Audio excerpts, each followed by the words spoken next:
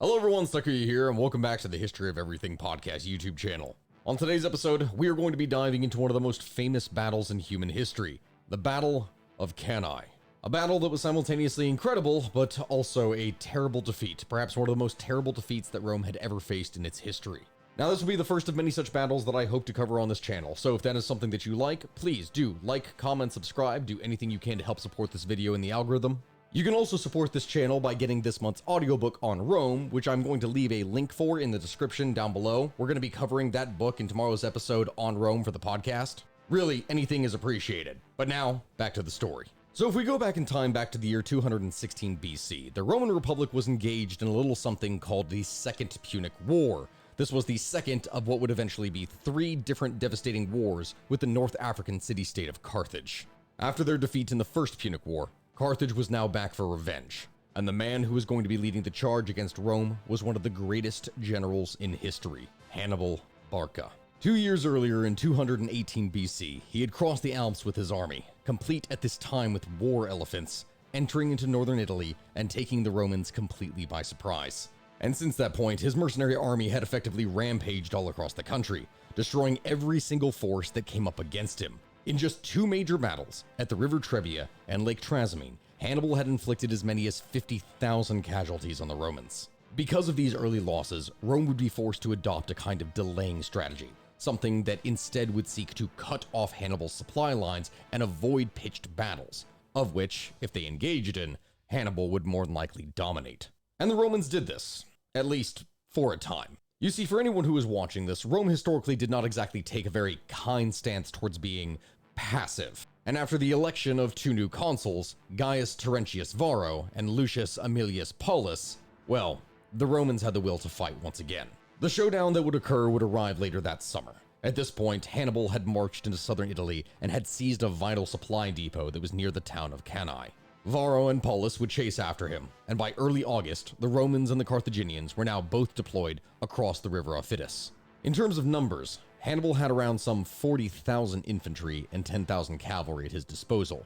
Meanwhile, the Romans had some 80,000 troops and 6,000 cavalry, almost doubling the Carthaginian numbers. And it is the sheer difference in magnitude of these numbers that would give the Romans an extreme sense of confidence going into this battle, something that they would come to sorely regret. When it was the morning of August 2nd, the 2 armies would assemble across from each other and prepare for battle. The Romans would go on to set up a traditional block formation with a mass of infantry protected by cavalry on both wings.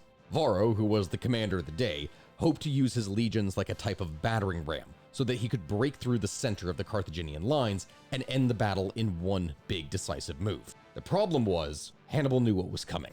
And so what Hannibal did was he arranged his army in a type of unconventional formation, something that was designed to use the Romans' momentum against themselves. He started by positioning his weakest troops, those being his Gallic Celts and Spaniards, at the very center of the line. These were his lightest troops, the ones who'd be able to sustain the least amount of damage before buckling. He then placed his heavier, more elite, battle-hardened Libyan infantry slightly to the rear on both flanks. The cavalry, as usual, would take up positions on both the far left and far right wings. When fully assembled, the Carthaginian line resembled something like a long crescent that kind of bulged outward at its center towards the Romans. And to draw the Romans in, Hannibal himself would personally lead his men from the center. At the sound of trumpets, the 2 sides would surge forward and immediately engage in combat. Light infantry would first start out the battle by trying to probe at either one's defenses, hurling javelins, slings, arrows, anything that could be a kind of projectile, just to try and test for weaknesses in the enemy lines. Once that was done, now the melee would begin. The first thing to happen, and arguably the most decisive of all of this, would be Hannibal's initial move by his heavy cavalry, then under the command of an officer by the name of Hasdrubal.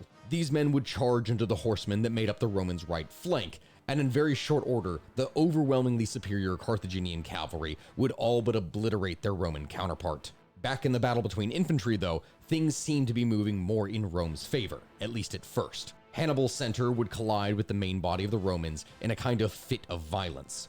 As the troops would slash and stab at one another, the significantly lighter Carthaginian center was slowly being pushed back, reversing its formation from a kind of outward bulge to instead forming into a concave pocket. To a Roman who was engaged on the front line, this was good news, as it looked like they were about to completely break through their enemy's center. But this was all part of Hannibal's plan.